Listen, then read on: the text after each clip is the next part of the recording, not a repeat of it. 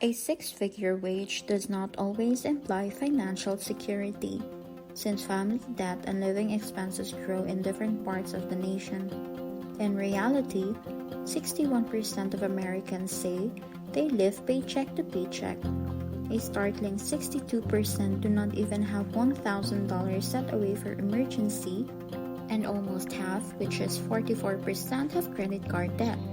Naturally, the 2022 economic crisis has exacerbated the situation. Hello everyone, welcome to Wealthy Wisdom. In this video, we're going to talk about 61% of Americans are broke. How do I stop living paycheck to paycheck?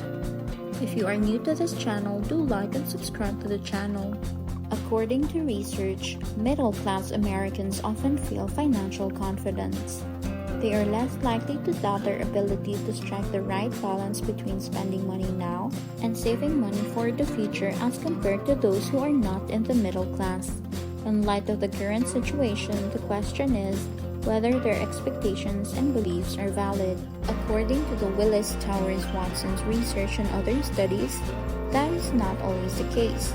It might seem logical to assume that higher income households will have more savings since they have more financial resources accessible, but this is not always the case.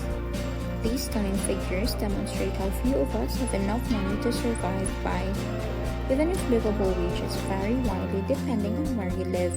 Even those earning $150,000 per year live paycheck to paycheck, and 59% of those earning that much are in debt, with 56% confessing to being severely burdened. What exactly is the source of the cash shortage, given that 40% of Americans, according to the Federal Reserve's 2018 survey of family economics and decision-making, would struggle to come up with $500 to meet an unexpected bill? Identifying the specific cause of high earners' financial difficulties is the first step on how do I stop living paycheck to paycheck. One of these causes might be debt. According to the figures from the Federal Reserve's Bank of New York, total household debt in the United States reached an all-time high of $14.15 trillion in the fourth quarter of 2019. Even with student loans account for the growing portions of what Americans owe, house debt still accounts for a vast majority of what Americans owe. According to the Boston College Center for Retirement Research, debt such as a credit card debt, mortgages, and student loans is the primary reason why families earning $150,000 or more struggle to come up with $400 for unanticipated emergency. However, there is no guarantee that those with greater wages are incurring debt as a result of risky spending habits. Because of too high cost of living considerations, some Americans earning six figures or more may be suffering financially. For example, property prices have risen by around one-third since 2012. The median sales price of a property in 2019 climbed to $330,500 from $251,700 at the end of 2012. In certain markets, there is a greater demand for housing, resulting in extravagant purchases and rental expenses that devour even more of high earners' earnings. According to a Magnify Money poll, San Jose, California is the worst city to live in if you make $100,000 per year. Residents have a $454 monthly gap after paying for monthly housing and other monthly expenses. One of these expenses is student debt. Debt-related expenditures including healthcare, transportation, and childcare. High-income families confront an additional financial burden as their children get older and begin to prepare for college. In-state tuition, room, and board at the public four-year institution average $38,330 for the academic year of 2019 and 2020. But children from wealthy families get minimal financial assistance. Those earning six figures will obviously bear a greater burden as a result of this. If you like this video, don't forget to like and subscribe to the channel. Now, we will continue to talk about how do I stop living paycheck to paycheck. Let's now talk about investing. Because they are so outraged when asked where they would want to put their money, some people feel obligated to publicly state that they would never invest. A 10% return on investment is clearly not guaranteed. After all, financial gains are often unpredictable. It is possible to lose money at times. Certain years, though, will surely be better than others.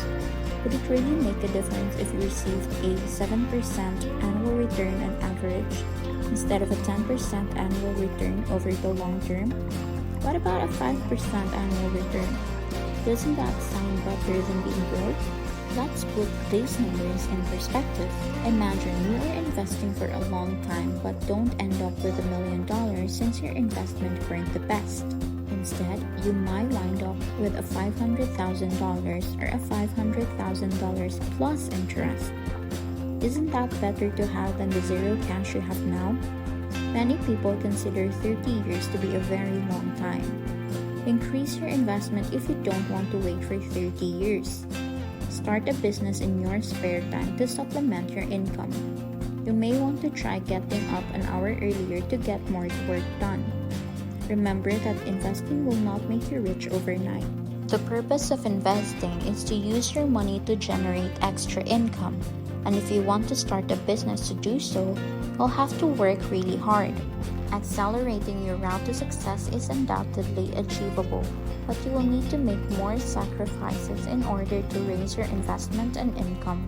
There are no other options outside winning the lottery. We are now moving faster than ever before in order to make our mark and develop in life. We confront competition from both neighbors and those on the other side of the continent. As a result, doing this is exactly what you need to do. And how do I stop living paycheck to paycheck?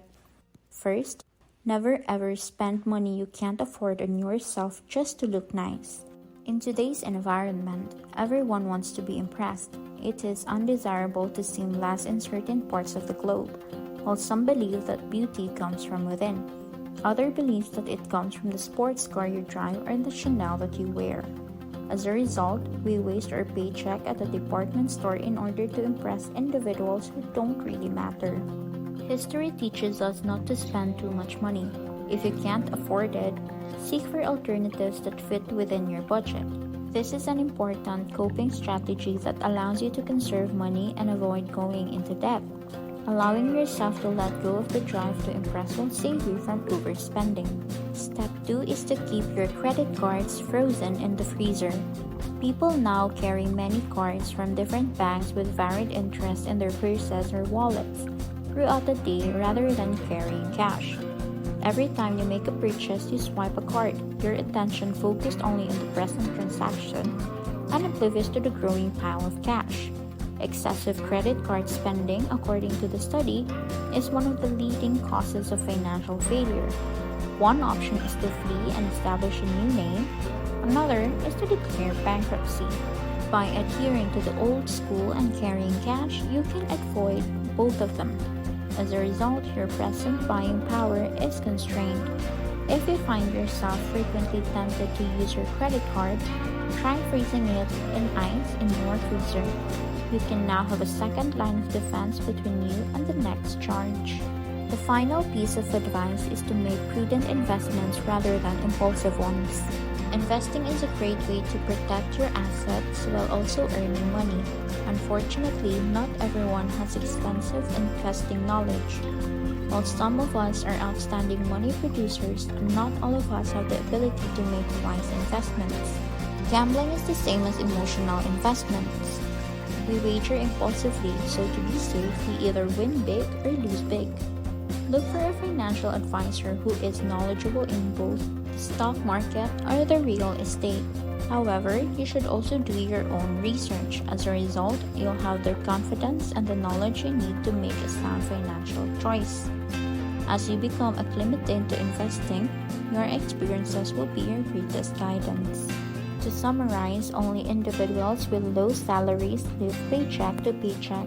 Greater earnings may not be as beneficial to people with higher living expenses, especially if they utilize credit card to make up with the gap. It is critical for long-time financial stability to break the cycle of living from paycheck to paycheck. Raising the family income is a common alternative, albeit it is not always practicable, especially under difficult situations, because we no longer have the time. The wisest use of one's salary is to pay off debt or reduce expenditure. We've reached the end of another video, and thank you for watching. I hope you have learned how do I stop living from paycheck to paycheck. If you like this video, do give us a like, subscribe to the channel, and comment down below. Thank you and goodbye.